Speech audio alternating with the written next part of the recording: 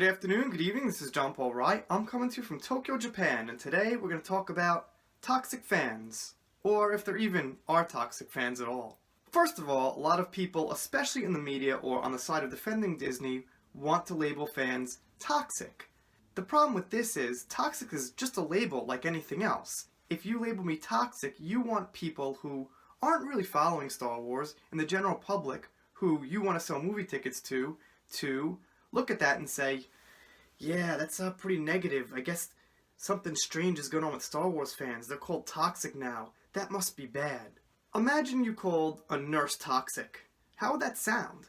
You'd think, well, she's probably doing something strange to her patients. What if you called a cop toxic? How would that sound? You'd be like, well, he's probably a crooked cop.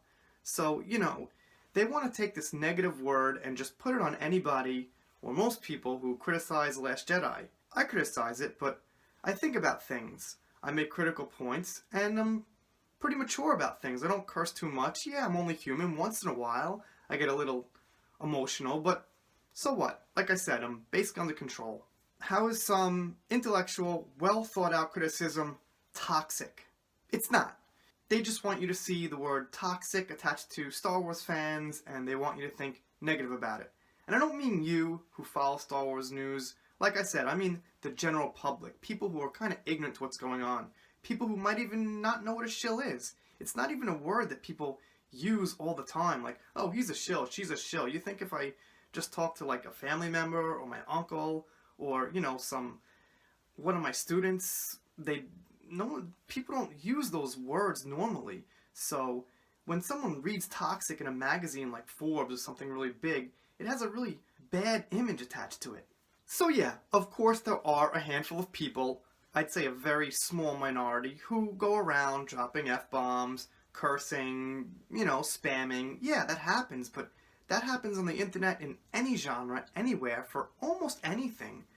I mean, sure, I'm sure there's a lot less toxic people on cooking channels and things like that, but pretty much anything in entertainment, sports, whatever, you get these people everywhere. Then we have this toxic masculinity thing, and hey, I'm in Japan, yeah, I speak English, I watch the same videos you guys watch, but I don't really have so much conversation in the same way as everyone does, and I hear this toxic masculinity, it just sounds kind of ridiculous. I guess it's supposed to mean that being masculine is somehow toxic? In what way? So like if I teach my sons to like be men and kinda play sports and wrestle and, I don't know, maybe even be able to beat someone in a fight if they get picked on, that's toxic? That's gonna like spread towards who exactly? I don't know, sounds crazy.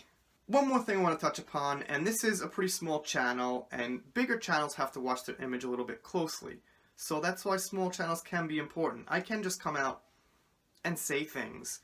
There are definitely people out there who don't want to be labeled toxic because, they have a much larger audience and they have a much larger chance of getting just general public people subscribing to their channels. But the thing is this, no matter what you do, you're going to be labeled something. So if you do have critical things to say about Disney, Star Wars, or just a large franchise in general that seems to be taking control of the industry, just say it. Because if you like everything, you're going to be called a shill. If you don't like things, like we're talking about now, you'll be called toxic or something like that. And if you just, kind of somewhere in the middle and just kind of follow along, then you'll be called a sheep or something like that. You'll be called unoriginal. So whatever it is, you're going to get labeled. And let me go slightly off topic because I want to cover shills a little bit more here. The thing about shills is this. The reason I call people shills and I'm defending being called toxic is because of this. You have to think of it this way. Alright, there's a lot of media sources and channels that are huge, and coincidentally, pretty much 95% of them across the board like The Last Jedi, when probably half the fan base, even a little more than half the fan base, dislikes it or even hates it. So the odds of that happening just on the level of a fan, just on like a human being level of seeing a movie is really strange. So that's why I think they're dishonest.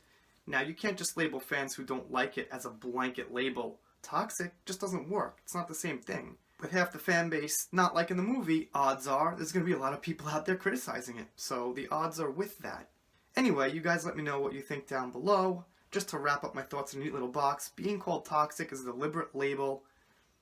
It really has no meaning whatsoever, just like the word canon for me. Not much meaning, it just means license, basically.